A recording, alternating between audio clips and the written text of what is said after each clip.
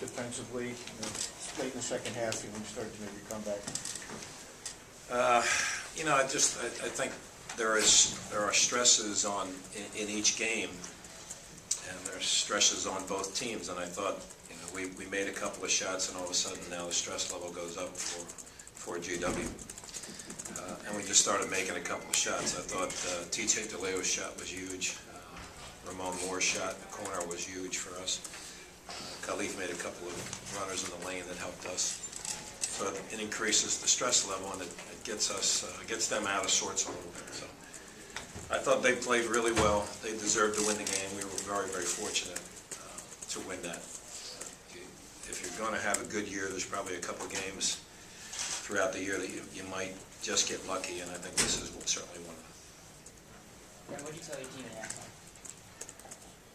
We obviously got to play much better than we did in the first half. They shot it great. I said, I can't imagine that they'll shoot it as good in the second half. Some of that is just because we were so poor defensively. Some of that was because we were poor offensively as well.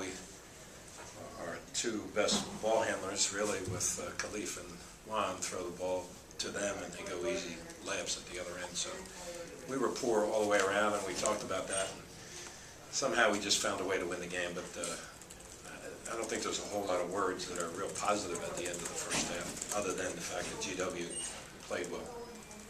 When you win a game like this, you said, it can almost be a good thing that you did win a game which you didn't play well, but somehow found a way.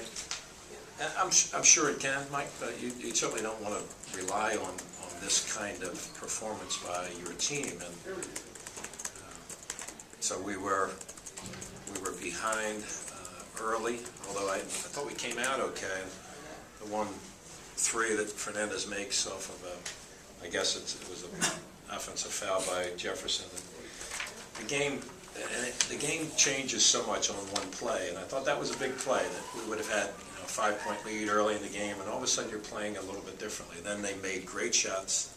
They deserved every credit in that first half, and we didn't have any answers, really. We were really forcing the issue. We had a couple of really forced shots. And one of the plays, and we talked about it with Ramon at halftime, was, and he's so good at this, and I was surprised by it. He shot a jumper where he had Aaron Brown wide open in the corner to his right. You can play, that'll be 99 out of 100 times he's going to make that pass to Aaron Brown. And he didn't in the first half. So there was a couple of plays like that that really set the tone for us to not play well. But nobody appreciates the fact that he didn't do it as much as Ramon does, and he'll be better served for that. I hope our whole team will be better served for the fact that GW played better than we did. If you use on Juan, or is it just too early? Yeah, just too early to tell him. It's probably a pointer, and we'll see. It'll probably be day to day. Fran, the guys talked about when Taylor went out with his fourth foul and his fifth foul. Wasn't so much his offense, but they felt like they could pressure the back a little bit more with one less ball handler. Was that a big difference for you? Yeah, I think so. I mean, he's a really good player, Taylor, and we knew that coming in. And if you had said to me he had 7 points for the night, I would have thought he had 7 points in a 5-minute stretch. I thought he was terrific in everything that he did, but he had a great impact for them on the game. We were fortunate that he went out of the game, because they're a different team without him. He's really a good player. You held Khalif out early because he missed the... Yeah, he just, he had the mistaken impression that his time was more valuable than others, and it's not.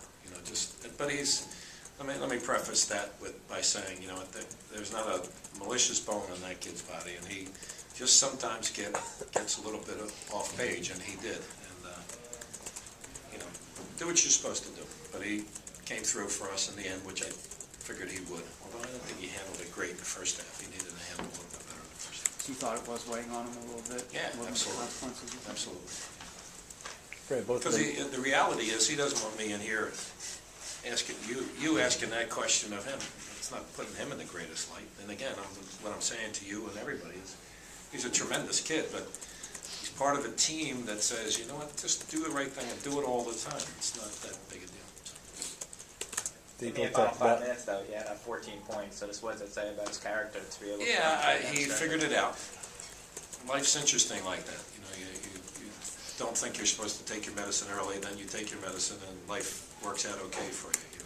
It did nothing wrong necessarily other than think about him first and not the team first. And yet, when we needed him, he was there. And again, I'm very proud of the kid. He's come a long way. He's a good man, and I don't think we'll see that happen. Fran, you said a lot about it's not who starts the game, it's who's in there at the end. And it was Anthony Lee, not Mike Urick, in there at the end. Can you talk about the two of their performances tonight?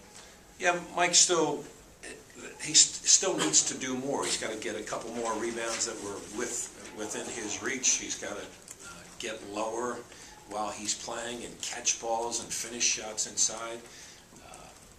He's got more things he can do to get better at. And Anthony's such a live body. I thought he really helped us down the stretch. Interestingly enough, his 2 free throws in the first half really helped us. To go down only 12 after we had played so poorly was important. But it's good to have both of those guys, and I think Mike will continue to get better, and it's great to have Anthony right behind him. You talk about this so many times, but having a kid like TJ come in Oh my God. when Juan goes out and making a couple of really big plays there. He showed that he made a huge 3, and then he makes a great steal. Really, we can't live without TJ DeLeo. He could play 2 minutes or 22, and it doesn't matter to him. He's just about the team, and he's a spectacular guy, and I'm just so happy that he came through for us like he did, because he deserves that. He's a great guy. Coach, Yes, sir. yeah, was you surprised at the way George Washington big man ran down the court? Well, they ran with speed, you know. Yeah, they're very good. Ran down. They're good athletes. They are very, very good athletes, and I thought they played great. They made every open shot that they needed to in that first half to put some space between us and them. They made a couple of really big shots down the stretch as well that kept us double figure points behind, and then the tide just turned and we made some huge shots.